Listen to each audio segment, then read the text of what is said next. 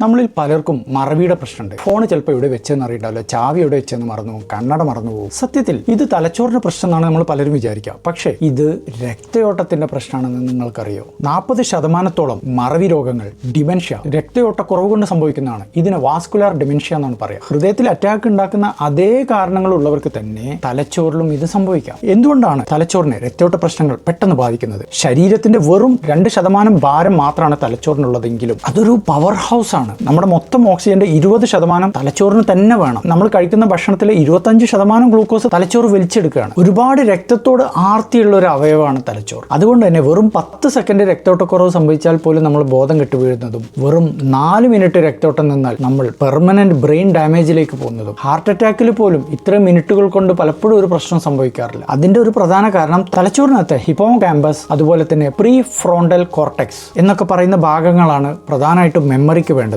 ഈ ഭാഗങ്ങളൊക്കെ ഒരുപാട് രക്തോട്ടം ആവശ്യമുള്ള ഭാഗങ്ങളാണ്. തലച്ചോറിനകത്തേക്ക് എങ്ങനെയാണ് രക്തോട്ടം കുറയുന്നത്? പ്രധാനമായിട്ടും രക്തധമനികളെ ബാധിക്കുന്ന അഥെറോസ്ക്ലെറോസിസ് എന്ന് പറയുന്ന ഹാർട്ട് അറ്റാക്ക് ഉണ്ടാക്കുന്ന അതേ അസുഖം തന്നെയാണ് തലച്ചോറിനെ ബാധിക്കുക. രക്തധമനികൾ പതുക്കെ പതുക്കെ അടയുന്നത് മൂലം ക്രോണിക് ഇസ്കീമിയ എന്ന് പറയുന്ന ഒരു അവസ്ഥ സംഭവിക്കുകയാണ്. രണ്ടാമത്തത് സെറിബ്രൽ മൈക്രോവാസ്കുലാർ ഡിസീസ് എന്ന് പറയും. കുഞ്ഞു കുഞ്ഞു രക്തധമനികളിൽ വരുന്ന പ്രശ്നങ്ങൾ. ഇത് പ്രധാനമായിട്ടും BP ഉള്ളവർക്കാണ് ഉണ്ടാവുക. ഇവർക്ക് സൈലന്റ് സ്ട്രോക്കുകൾ വന്നിട്ടുണ്ടാവും. മൂന്നാമത്തത് ക്രോണിക് ഹൈപ്പോപെർഫ്യൂഷൻ എന്ന് പറയും. രക്തക്കുറവ് കാരണം, ഹാർട്ട് ഫെയിലിയർ ഒക്കെ കാരണം തലച്ചോറിലേക്കുള്ള സ്വതവേയുള്ള രക്തോട്ടം കുറവായിരിക്കും. ഇത് കൂർക്കംവലി കാരണം സംഭവിക്കും കേട്ടോ. നാലാമത്തെ കാരണം തലച്ചോറിനകത്ത് നിന്ന് വേസ്റ്റ് എടുത്ത് കളയുന്ന ഒരു സിസ്റ്റം ഉണ്ട്, ഗ്ലിംഫാറ്റിക് സിസ്റ്റം എന്ന് പറയും. അതിൽ കുഴപ്പമുണ്ടെങ്കിലും സർക്കുലേഷൻ കറക്റ്റ് ആയിട്ട് നടക്കില്ല. അഞ്ചാമത്തത് സ്ഥിരമായിട്ടുള്ള ഒരു ഓക്സിഡേറ്റീവ് സ്ട്രെസ് ഡാമേജ് ഉണ്ട്. തലച്ചോറിലെ കോശങ്ങളിലെ വിട്ടുമാറാത്ത നീർക്കെട്ട്, ഇതും പ്രശ്നമാണ്. ഞാൻ ഇത്രയും നേരം പറഞ്ഞത് വാസ്കുലാർ ഡിമെൻഷ്യ എന്ന് പറയും, രക്തയോട്ടക്കുറവ് കൊണ്ട് സംഭവിക്കുന്ന ഡിമെൻഷ്യ. ഇതല്ലാതെ നമ്മൾ സ്ഥിരമായിട്ട് കേൾക്കുന്നത്